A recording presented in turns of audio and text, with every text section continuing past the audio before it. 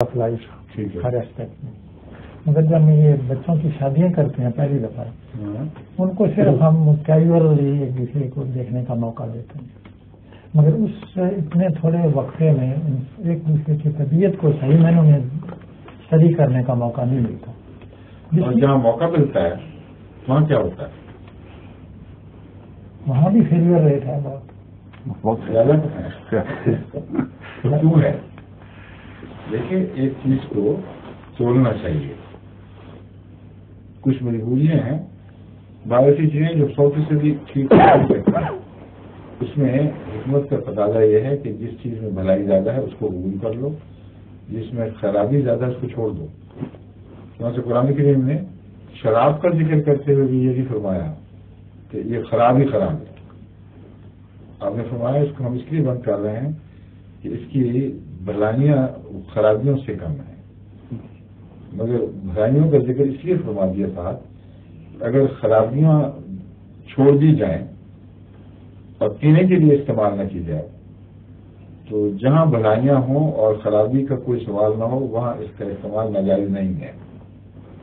اسی لیے دواؤں میں ہرگز حرام نہیں ہے دواؤں میں، کیونکہ وہاں اس کی خرابیوں والے پہلو کا اعتماد ہی کوئی نہیں، صرف بھلائی والا پہلو ہے. اور اسی لیے خدا نے اشارہ بھی فرمایا، ورنہ کیا ضرورت تھی دینے کی. تو میں آپ کو یہ سمجھا رہا ہوں کہ دونوں باتوں کو، دونوں امکانات کو توڑنا چاہیے.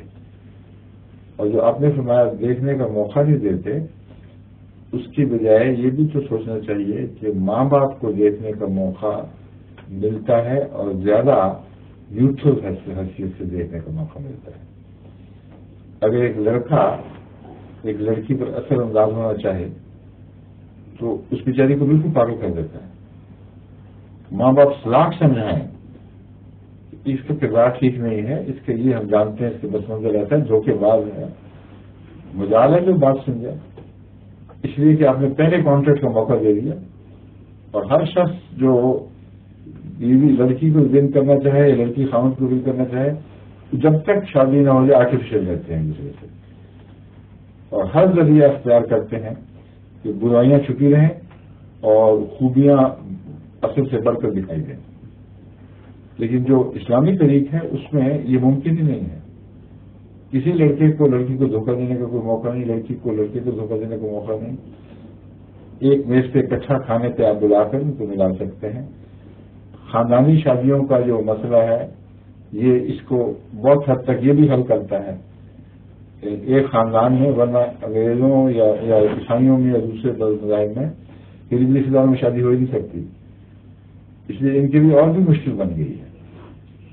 اسلام نے جو فیملی شادیوں کا اجازت دی اور فیملی یونٹ پر زور دیا، اس کے نتیجے میں فیملیاں بہت بڑھتی چلی جاتی ہیں اور امکانات رشتوں کے فیملی کے اندر جو بالکل کزن ڈائریکٹ کزن نہ بھی ہوں، کزن در کزن کزن، اس طرح یہ پھیلتے پھیلتے ایک بہت بڑا خاندان بن جاتا ہے جس میں امکانات پیدا ہوتے ہیں کہ بچے کو جانتی ہو، بچہ بچی کو جانتا ہو، مگر اختلاف نہ ہو.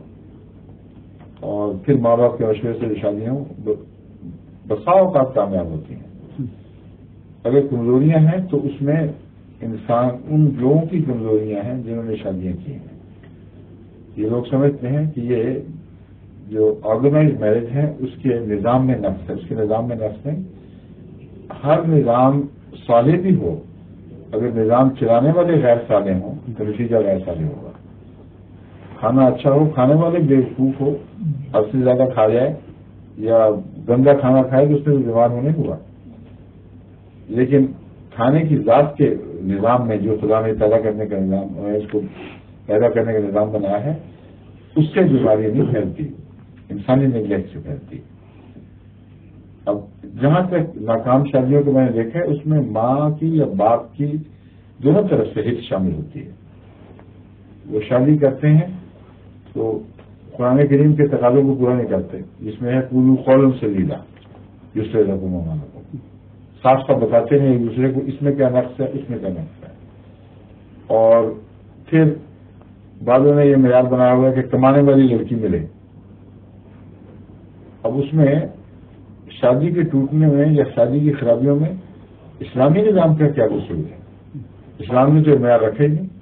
اسلام نے فرمایا دینداری کو دیکھو، دوسری کفر دیکھو. اب یہ دونوں باتیں نظر انداز کر کے تجارت بنا لیا جائے شادی کو، یا انگلستان سیٹل ہونے کا ذریعہ بنا لیا جائے، یا اور ایسے اپنے ذاتی مفادات حل کرنے کے لیے شادی کو استعمال کیا جائے، تو یہ کہنا کہ یہ آرگنائز میرج ہونے کی خرابی بالکل غلط بات ہے. کوئی بھی تعلق نہیں اس کا اس کے ساتھ. ایسی شادیاں اس کے بغیر بھی ہوتی ہیں جہاں اپنے مقاصد حل کرنے کے لیے، جہاں بچیاں آزادی سے ملتی ہیں، بسا اوقات ان کو پکڑ لیتے ہیں لڑکے، ان سے اپنا مقصد حاصل کیا، بعد میں ان کو پتہ چلا کہ یہ تو بڑی فیس چیز تھی، ہوتی پھرتی ہے، ساری زندگی ان کی برباد ہو جاتی ہے. تو نقصانات تو دونوں جگہ ہو سکتے ہیں. ایک جگہ نظام کا نقصان ہے، نظام ہی ناقص ہے. لڑکے لڑکی کو ملنے دیں گے تو حد سے تجاوز کریں گے، حیائیں اٹھتی جائیں گی اور کئی قسم کی خرابیاں پیدا ہوں گی. ایک نظام کا نقص نہیں ہے. نظام چلانے والا اگر غیر محتاط ہوگا تو ضرور نقصان پہنچے گا، مگر اس کو احتیاطیں سب بتا دی گئی ہیں.